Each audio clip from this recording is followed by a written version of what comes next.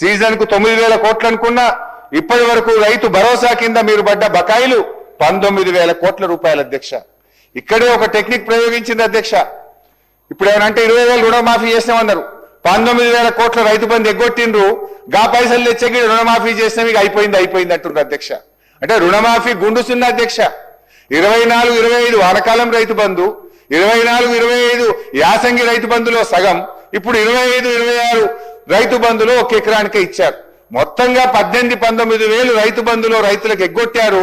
దాన్నే తెచ్చి రుణమాఫీ చేసినామని చెప్పి ఇవాళ మాయ మాటలతో రైతుల్ని మభ్యపెట్టే ప్రయత్నం చేస్తున్నారు అధ్యక్ష. కుడి చేత్తో గుంజుకొని ఎడమ చేత్తో ఇచ్చినట్టు చేస్తున్నారు అధ్యక్ష. ఇది వీళ్ళు చేసినటువంటి రుణమాఫీ అధ్యక్ష. నాడు కేసీఆర్ పాలన అంటే రైతు బంధు పాలనని, నేడు యనుమల వారి పాలన అంటే ఎగవేతల పాలనగా మారిపోయింది అధ్యక్ష.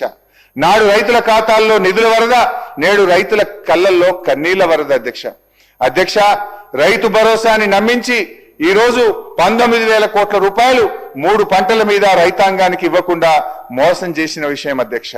అధ్యక్ష, నేను ఒకటే అడుగుతా ఉన్నా, మీరు ఇచ్చిన మాట ప్రకారంగా మేనిఫెస్టోలో చెప్పిన విధంగా, మొదటి బడ్జెట్ లో చెప్పిన విధంగా రైతు భరోసా 15,000 రూపాయలకి ఎప్పుడు పెంచుతారో, మరి మీరు బకాయి పడ్డ 19,000 రైతు బంధు డబ్బులు ఎప్పుడు ఇస్తారో చెప్పాలని చెప్పి గౌరవనీయులు భట్టి గారిని కోరుతా ఉన్న అధ్యక్ష.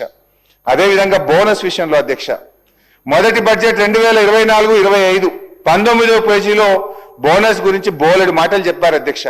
రాష్ట్రంలో సన్న రకం వరి ధాన్యాల సాగును ప్రోత్సహించడానికి ప్రభుత్వం 33 రకాల వరి ధాన్యాలను గుర్తించిందని, వాటిని పండించే రైతుకు క్వింటాలకు 500 రూపాయల బోనస్ ఇవ్వాలని నిర్ణయించినట్టుగా బడ్జెట్ ప్రసంగంలో చెప్పారు అధ్యక్ష.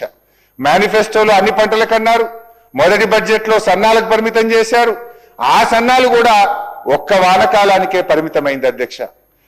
2024-25 యాసంగి సన్నాలకు 1,161 కోట్ల రూపాయల బోనస్ ఈ ప్రభుత్వం ఇవ్వకుండా రైతుల్ని దగా చేసింది అధ్యక్ష.